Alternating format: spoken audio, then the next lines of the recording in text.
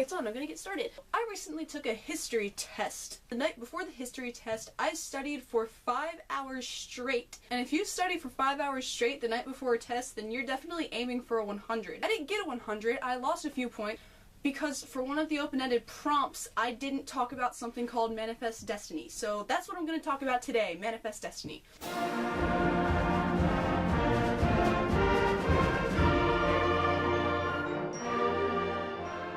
So one of the main things you need to know about manifest destiny, is that it's not a law, it's not a document, it's not anything like that. It's just an idea. It's the idea that Americans should expand westward until they hit the Pacific Ocean. That the nation should rest on the continent from the Atlantic all the way to the Pacific. So the term manifest destiny itself wasn't actually coined until 1845 in a newspaper article by John O. Sullivan. The newspaper article was about annexation of Texas and the occupation of Oregon. But before that, Americans always thought that they should be expanding westward. When Britain issued the Proclamation of 1763, which said that Americans couldn't expand beyond the Appalachian Mountains for the sake of the Native Americans that were living there, what did all the Americans do?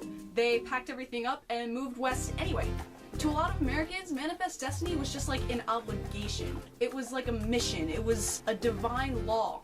The kind of people that were against manifest destiny were like Whigs and Free Soilers and anti-slavery rights. The way it was, Democrats were sort of imperialistic. They wanted to spread far and wide.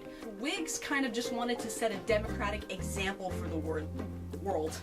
For them, it wasn't about expansion as much as Democrats. That kind of makes Democrats sound like bad guys and Whigs sound like good guys. If you think about it, I guess kind of makes sense. From the Democrats, we had crazy lunatics like Andrew Jackson, and from the Whigs, we had Abraham Lincoln. So yeah, manifest destiny was going on for a long time. Examples of it would be things like the Louisiana Purchase. It more than doubled the size of America for $15 million. The annexation of Texas, the joint occupation in Oregon. There's something called the Northwest Ordinance of 1787. Those are all early examples of manifest destiny.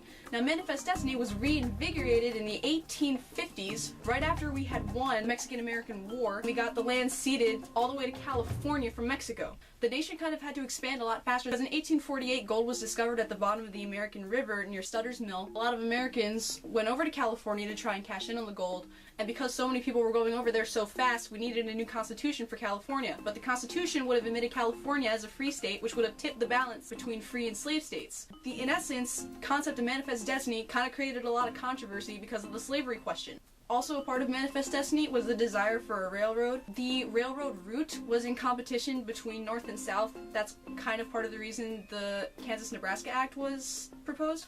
I mean, I don't really think there's much else to say about manifest destiny. That's pretty much it.